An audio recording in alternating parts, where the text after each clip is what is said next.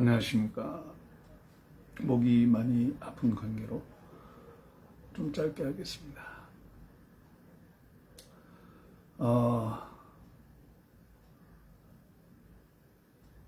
나만 그런 건지는 모르겠는데 다른 사람들도 나랑 비슷한 경우가 있겠죠.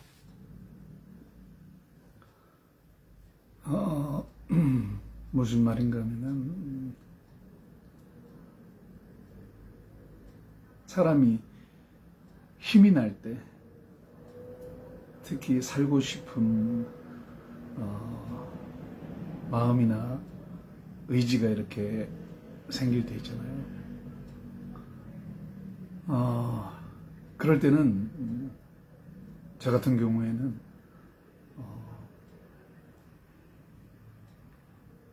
남녀 관계를 비유로 들자면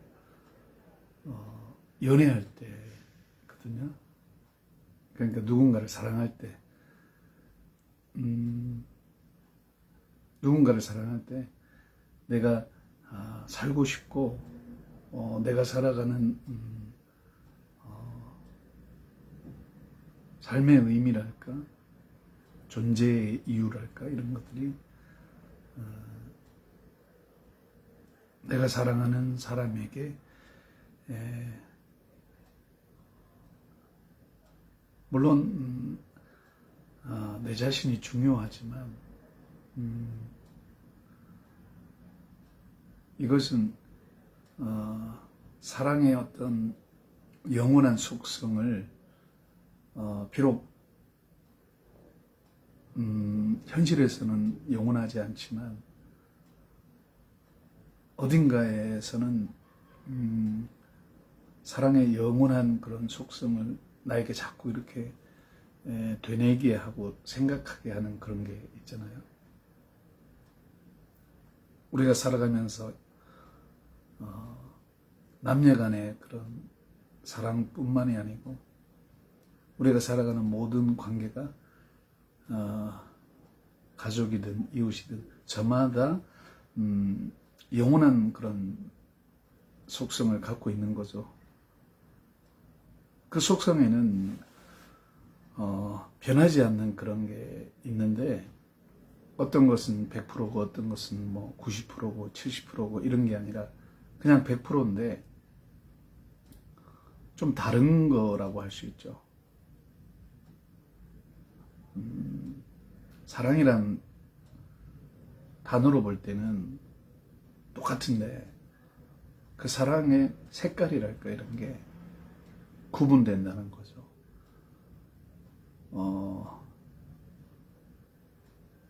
그 구분되는 색깔의 사랑들이 저마다 100% 완전한 그런 좀 더 쉽게 이야기하면 우리가 살아갈 때 특히 누군가를 좋아하고 사랑할 때 혹은 신뢰하고 믿고 의지하고 이럴 때 그 감정이란 게 비록 앞으로 펼쳐질 뭐 그런 경우의 수들이 많겠지만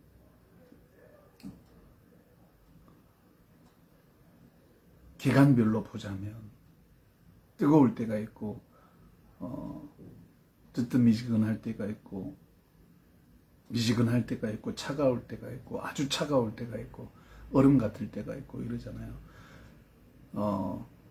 우리가 살아가면서 현실적으로 부딪히는 부분과 현실과 상관없이 존재하는 그 본질적인 것과의 혼동이랄까 이런 걸 많이 일으키는데 그로 인해서 원래 오리지널이랄까 이런 것들을 생각하고 현재를 분석하고 이렇게 살아내야 되는데 원래의 그 순수했던 순도 100%의 그 영원한 것을 물론 나름대로는 생각하고 있지만 우리 내면에 10년에 깊이 박혀있는 그런 영원한 것을 사모하는 것이 우리 삶으로 살아내지고 열매를 맺어줘서 만져지게끔 해야 되는데, 만져지는 것에서 그치지 않고 그게 더 쌓이고 쌓여서 나만 만족하는 게 아니라 남에게도 나누어 줄 수 있는 게 돼야 되거든요. 그런데 본질적인 그런 것을 내가 붙잡고 가면서 현실적인 면들이 이렇게 적용되고 이래야 되는데, 영원한 그런 개념이랄까, 영원한 것에 대한 그런 열망이랄까, 열정이랄까, 그런 게 없는 상태에서 그냥 무턱대놓고 현실적인 부분만 강조하거나 살아내다 보면 인생의 시작과 끝이 이미 나와 있잖아요. 우리 부모 세대들의 삶을 통해서 우리들이 이미 알고 있어요. 우리의 인생이 어떻게 될까라는 걸 우리가 굳이 살아보지 않더라도 미래에 대한 그런 불확실성이나 이런 건 있겠지만, 경우의 수들과 이런 어떻게 펼쳐지고 전개될지는 미지수지만, 부모님의 삶을 보면 나의 삶이 어느 정도는 유추하고 어떤 관련성에 있어서 개연성이랄까, 그게 어떻게 보면 뭐 좀 자세하게 이야기하자면 어린 시절에 부모님으로 받았던 그런 경험들이 나이가 들어서 이렇게 점점 더 처음에는 자신의 의지로 뭐 이렇게 살아가지만 나이가 들수록 점점 어린아이와 같이 되면서 이렇게 왜 나이가 들면서 어른들이 나이가 들으면서 아이처럼 변한다고 하잖아요. 그런 것들이 어떻게 보면 어릴 때는 내 것이라는 집착이나 이런 게 강하지만 그 집착이 나이가 들면서 이렇게 사회생활이나 이런 것들에 의해서 나의 고집이 타인과의 부딪힘으로 인해서 좌절되거나 그럴 때 또 다른 어떤 방법을 찾게 되고 그렇게 모색하게 되고 하는데, 그러면서 이제 함께 살아가는 그런 사회성을 익히잖아요. 그런데 살다가 보면 이제 또 나이가 들어서 그 인생의 막바지로 갈수록 조금 다른 양상의 고집이 생기죠.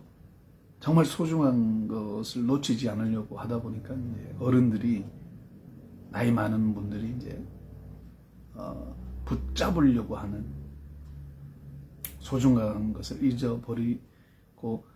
잃어버리지 않기 위해서 이렇게 붙잡고 가는 그런 게 있지 않습니까? 그런 게 이제 어떻게 보면 고집이란 틀 안에서는 비슷한데, 근데 어찌되었건 간에 그런 것들이 우리가 잘 몰라 그렇지, 영원한 것을 붙잡고 이렇게 영원한 것이 변화되거나 변화되는 것보다는 변질되거나 이러는 게 너무 싫으니까 막 거기에 대한 이제 집착일 수도 있는데, 좀 긍정적으로 보자면 그런 거죠. 그러니까 살아가면서 목이 많이 아파서 더 짧게 하겠습니다.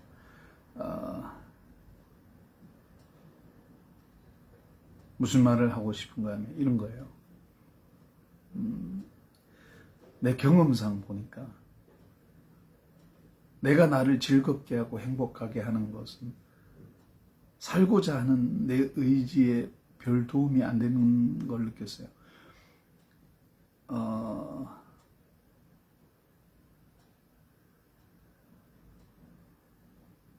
내가 살아가는 삶의 전 영역에 나를 행복하게 하는 것에 대한 회의랄까?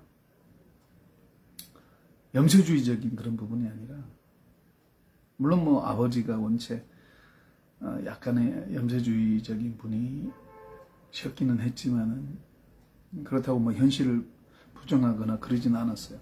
근데 약간의 그런 성향이 있는데, 구한말에 태어나셨기 때문에 뭐 일제시대 때 그런 뭐 허무주의랄까 혹은 낭만주의 이런 시대를 거쳐 오신 분이라서 그럴 수는 있겠지만, 근데 나는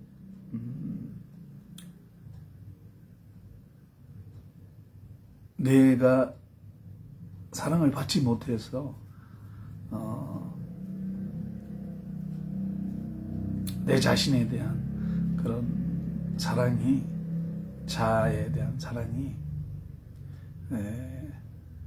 다른 사람들보다 많이 없는 거라고 이렇게 간혹 이야기를 듣기도 하는데, 그런 건 전혀 아니고, 나도 나를 사랑하는 게 충분히 남만큼은 아니라도 지간한 그런 사람들만큼은 있거든요. 나도 나를 굉장히 사랑하고 이렇게 하는 건 있는데, 어떻게 보면 본능적인 그런 건데, 내가 살고 싶은 의지 같은 게 있잖아요. 사람이 본능적인 것과 의지적인 게 조금 차이가 있는데, 본능적인 거는 그냥 내버려 두면 돼요. 그게 단 전제조건이 본능적인 게 옳고 그름에 의해서 완전히 해석되어지는 순수한 인간의 어떤 오염되지 않는 생각, 구분된 생각, 혹은 구별되는 것, 너무 정확하기 때문에 뭐 그걸 굳이 이렇게 뭐 생각할 필요 없는 거죠. 그냥 본능적으로 생각하는 그게 정확한 거예요. 우리가 영적이다 할 때 그런 것과 비슷한데, 그런데 우리의 의지라는 것은 내가 자세하게 볼 때는 내가 나를 위해서 의지를 발동하는 건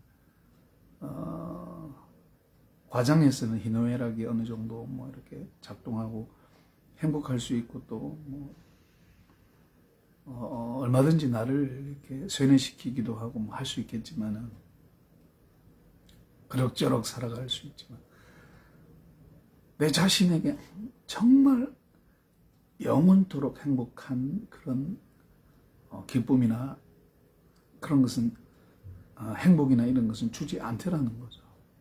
근데 그게 우리의 의지나 이런 것들이 항상 관계에 의해서 움직여지고, 그 관계에 의해서 사라지고, 그 관계에서 열매를 맺고 살아가게 되어 있는 건데, 이게 나를 사랑하는 그런 본질적인, 아니 본능적인 그런 것으로 이렇게 뒤범벅이 되거나 이게 모호해지면은 우리의 삶이 굉장히 이상해지는 그런 거거든요.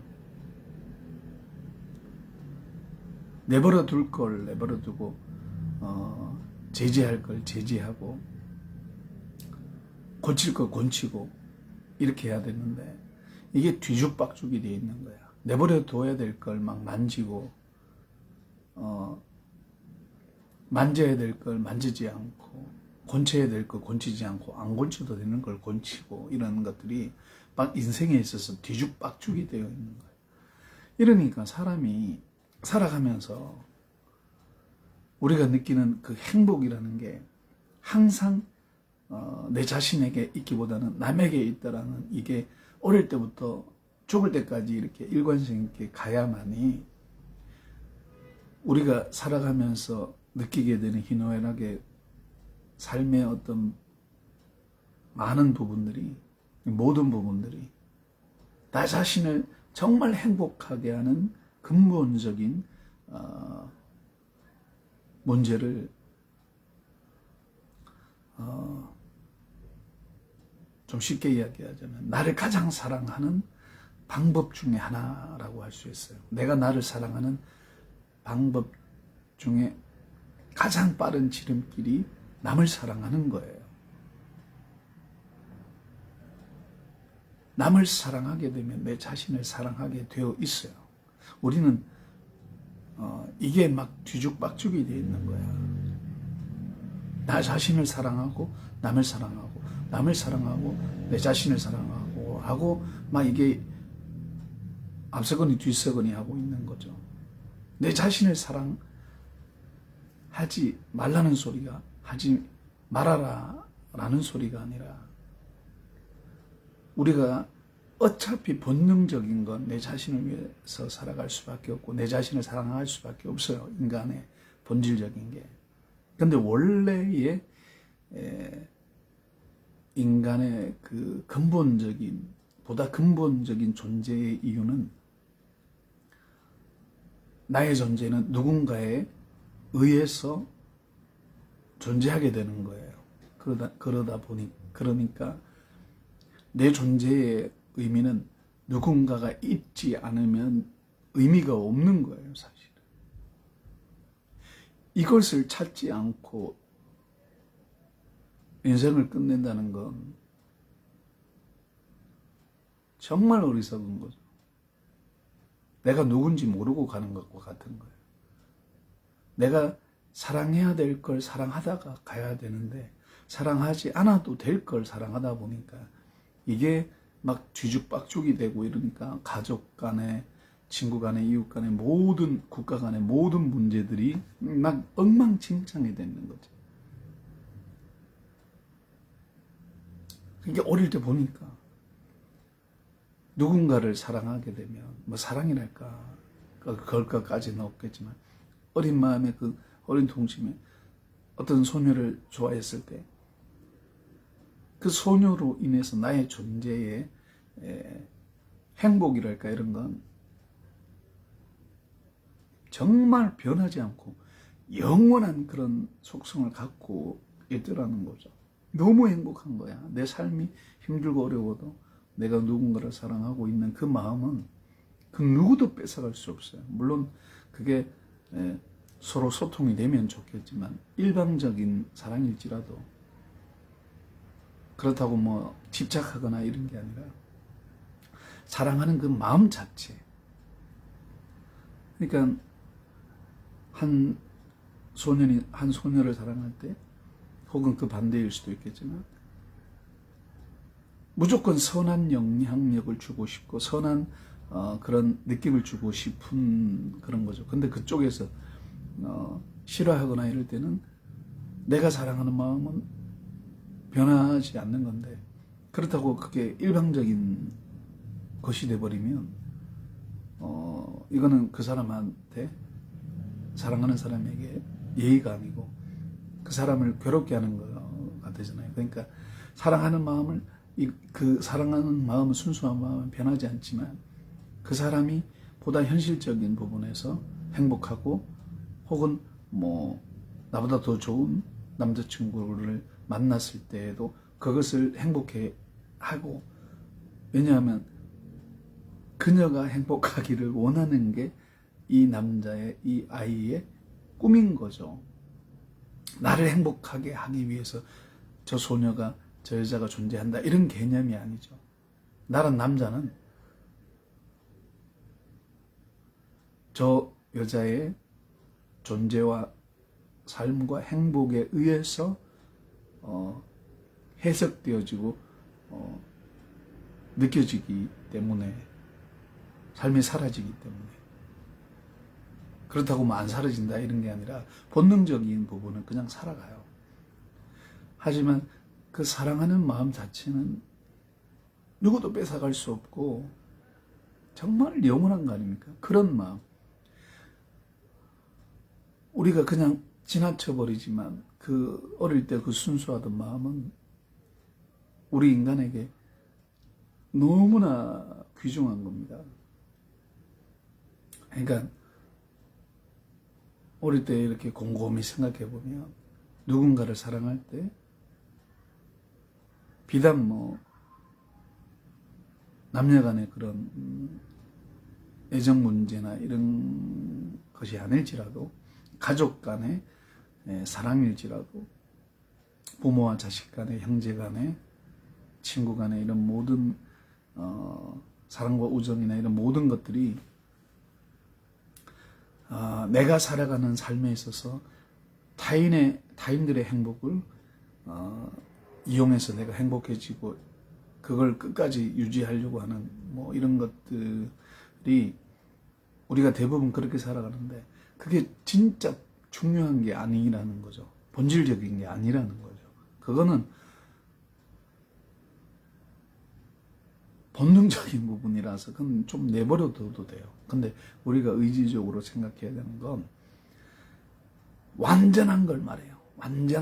완전하게 사랑하는 사람의 행복을 위해서 내가 살아가는 걸 의지적으로 살아야 된다는 거예요. 근데 이 의지적으로 살아야 되는 게 70%, 80%, 99%, 뭐 99.999가 아니라 완전한 100% 그냥 맡기는, 그러니까 내 행복의 모든 부분을 내 사랑하는 사람의 행복을 위해서 완전히 던져버리는 걸 말해요.